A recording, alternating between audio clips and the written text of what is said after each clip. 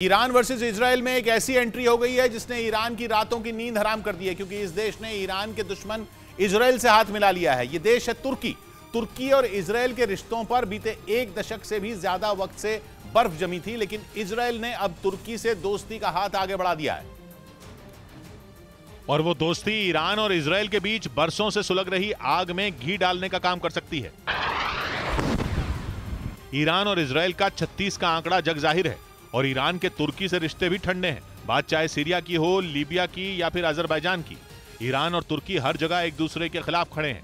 ऐसे में लोहे को गर्म देख इजराइल ने उस पर हथौड़ा मार दिया और उसके रक्षा मंत्री तुर्की पहुंच गए। एक दिन पहले उन्होंने राजधानी अंकारा में राष्ट्रपति रजब तायिब एर्दोगान और वहां के रक्षा मंत्री से मुलाकात की। एक दशक से भी ज्यादा वक्त में यह पहली बार हुआ जब इजराइल के किसी टॉप रक्षा अधिकारी ने तुर्की का दौरा किया, जिसने ईरान का बीपी हाई कर दिया, क्योंकि अगर तुर्की और इजराइल साथ आ गए तो ईरान का पश्चिम एशिया पर राज करने का सपना चकनाचूर हो जाएगा। ऊपर से तुर्की ईरान का पड़ोसी भी है। ऐसे में अगर ईरान का दुश्मन इजराइल उसके पड़ोस में आकर बैठ जाए तो ईरान के हाथ पांव फूल नहीं है।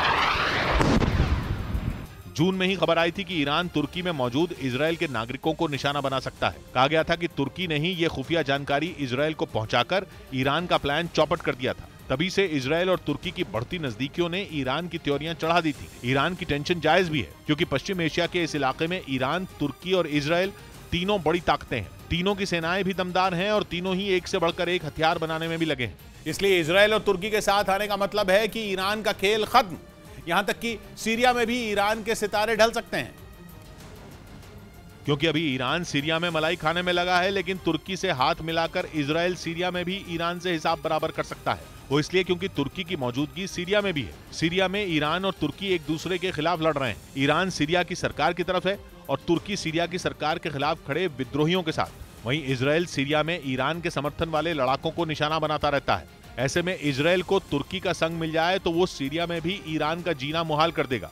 इस बीच ईरान ने इजराइल पर उसकी जासूसी करवाने का बहुत बड़ा आरोप लगाया है। ईरान ने अपने यहां से इजराइल के लिए काम करने वाले 10 लोगों को गिरफ्तार किया है, जिन्हें ईरान ने इजराइल का एजेंट बताया। ईरान का कहना है कि उस पर नजर रखने के लिए इजराइल ने अपने इन जासूसों को उसके यहां छोड़ा हुआ था, लेकिन ईरान ने दावा किया कि उसने इजराइल के प्लान पर पानी फेर दिया, क्योंकि उसने अपने पश्चिमी अजरबैजान प्रांत से उन 10 लोगों को गिरफ्तार कर दिया। ईरान ने कहा कि ये सभी लोग इजराइल की इंटेलिजेंस एजेंसी मोसाद के अधिकारियों के संपर्क में थे।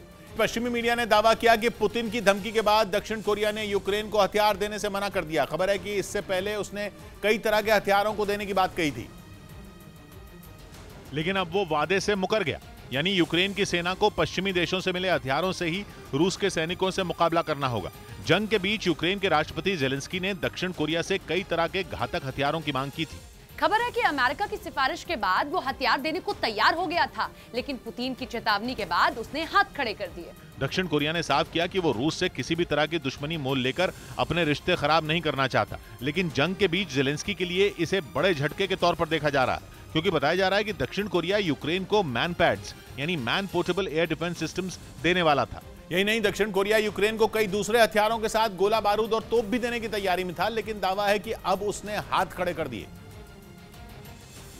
जिसकी वजह से हथियारों की कमी से जूझ रहे जेलेंस्की के जवानों की टेंशन बढ़ गई, क्योंकि दक्षिण कोरिया बड़े पैमाने पर यूक्रेन की सेना को घातक मैन पैड्स देने वाला था। हालांकि ये मिसाइल सिस्टम उसे दूसरे पश्चिमी देशों से पहले ही मिल चुके हैं, जिनके दम पर वो रूसी सेना से मुकाबला कर रहा है। मैन पैड्स को बेहद घातक माना जाता है। ये कम ऊंचाई पर उड़ने वाले लड़ाकू विमानों को पल भर में ढेर करने की क्षमता रखता है। मतलब अगर दक्षिण कोरिया यूक्रेन को ये मिसाइल सिस्टम देता तो रूसी सेना को इसकी कीमत चुकानी पड़ती। बताया जा रहा है कि इसीलिए जैसे ही पुतिन को इसकी जानकारी लगी, उन्होंने सख्त चेतावनी दे दी।